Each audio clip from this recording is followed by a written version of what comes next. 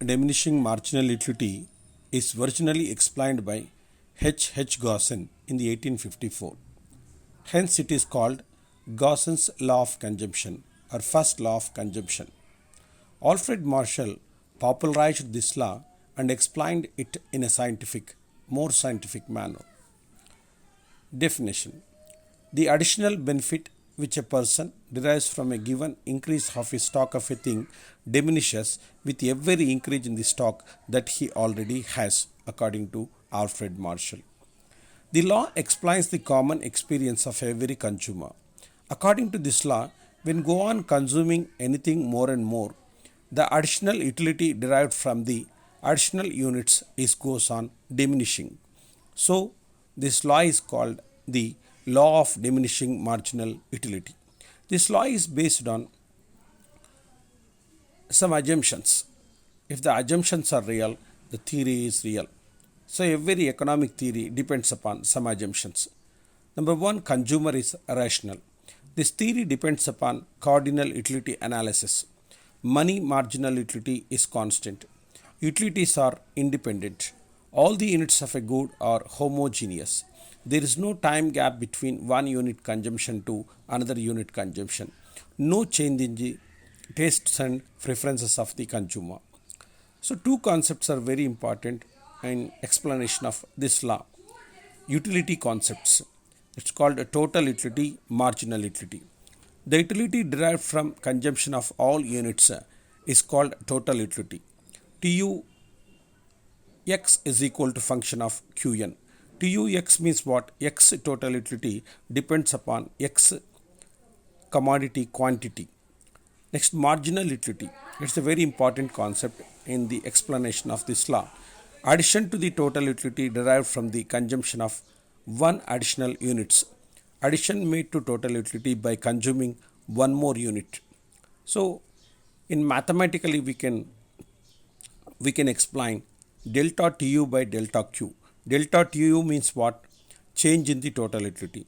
Delta Q means what? Change in the quantity. Tun minus 1.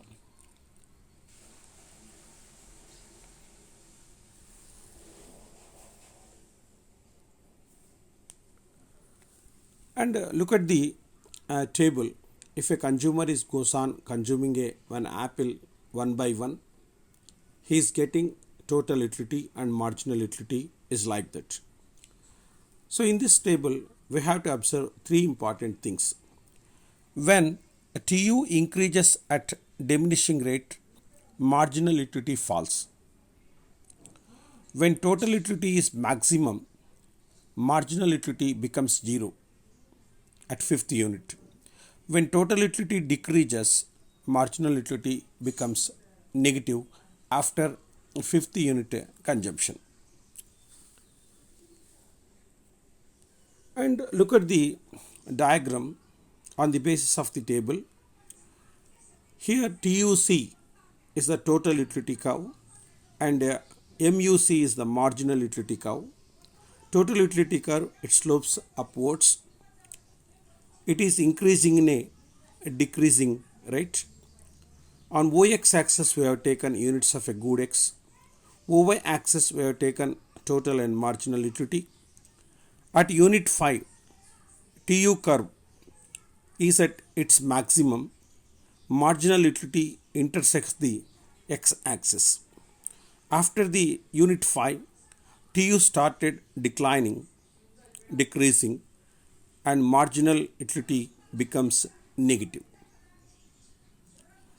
So, this law is not applied in all the situations. So, some limitations are there. In some situations, this law does not apply. Number one, this law does not apply in the case of hobbies. This law does not apply in the case of drunkards.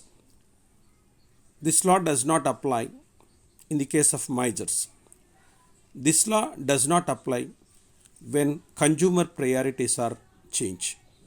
This is the important points to be remembered in the law of diminishing marginal utility.